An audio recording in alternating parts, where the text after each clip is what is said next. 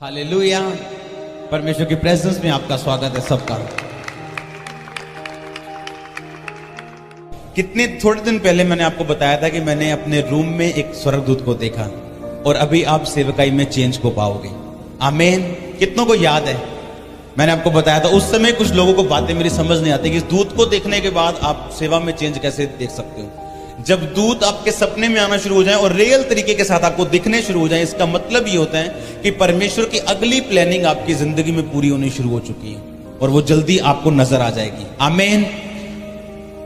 दूत का आना आप आम बात नहीं है। अगर आप दूत की बात करो, बाइबल में लिखा है जब यीशु मसीह 40 रोजे रख के जब वो प्रार्थना कर रहे थे, बाइबल में लिखा है जब प्रार्थना हो गई, रोजे खत्म हो गए, तो 40 रोजों के बाद शैतान इसलिए आया कि परमेश्वर की सारी की गई मेहनत को व्यर्थ कर दे और परमेश्वर को परखे और उसे परख में गिरा दे।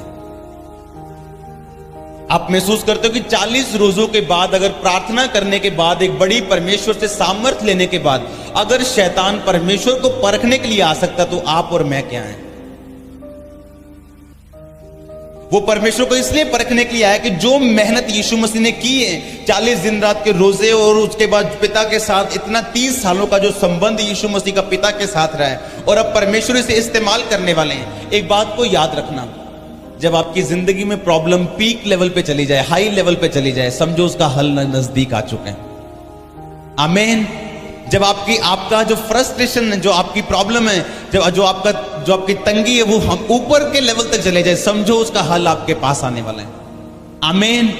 अगर आप यीशु मसीह के जीवन को देखो तो परमेश्वर उस समय शैतान उनके मन में ये शैतान शक से आता है, अपने पड़ोसी को बोलो,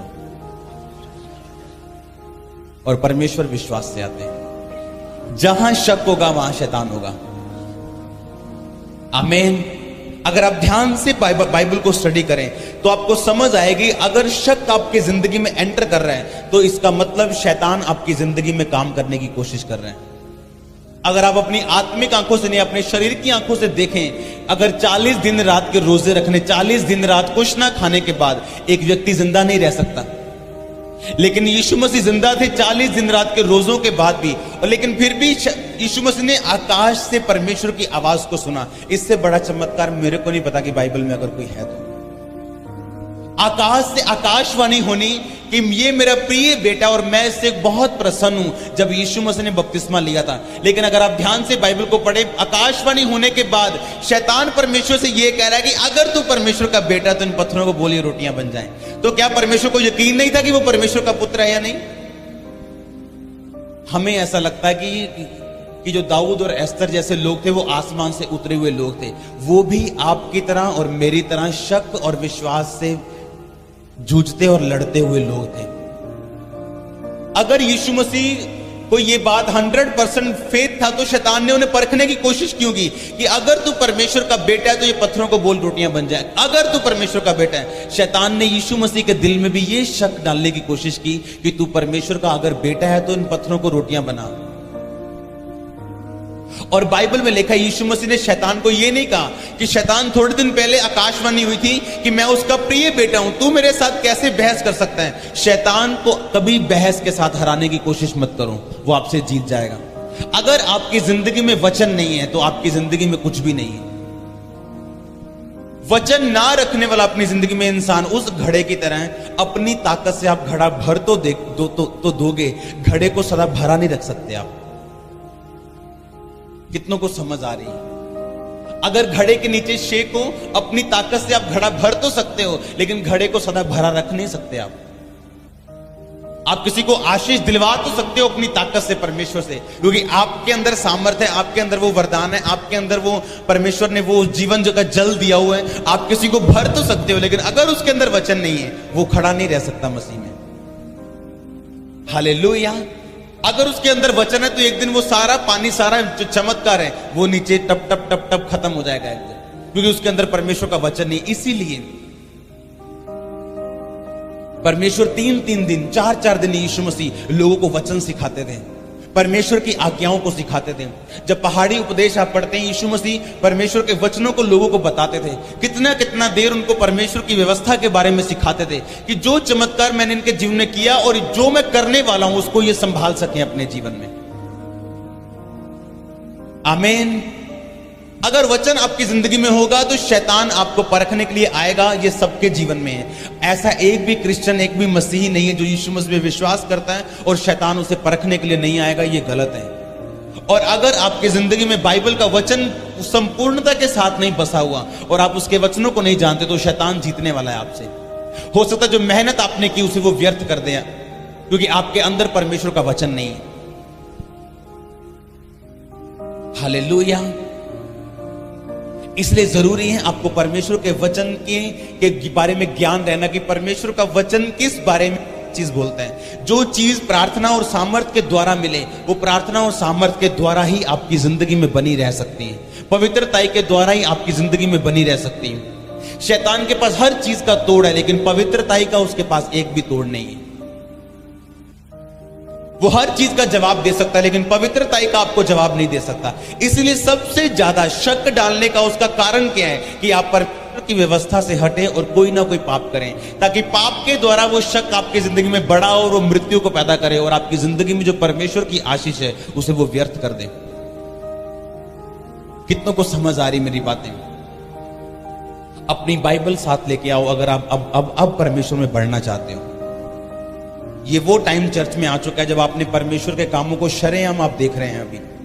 और अभी वो टाइम है जब आपने बाइबल को लेके आना है, कॉपी और पेन को लेके आना और वचन को नोट करना है और आपने पूरा ध्यान परमेश्वर के वचन पे लगाना है, ताकि जो चमत्कार आपकी जिंदगी में हो रहा है, जो आशीष आपकी जिंदगी में आ रही है, हमेशा बनी रहे और आप उस आशीष को इस्तेमाल कर सकें परमेश्वर के लिए।